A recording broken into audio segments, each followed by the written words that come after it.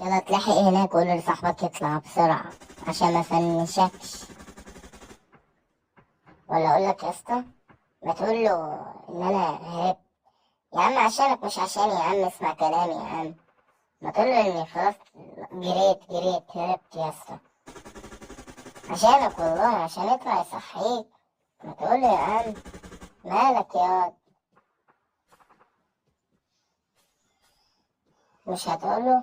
طيب ماشي، هوريك هعمل بيه ايه.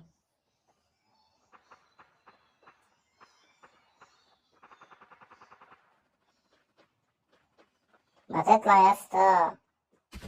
ايوه، اتلحق هناك جنب صاحبك بسرعة بسرعة، والله يفنشك بسرعة. قول لصاحبك التالت يطلع يا اسطى.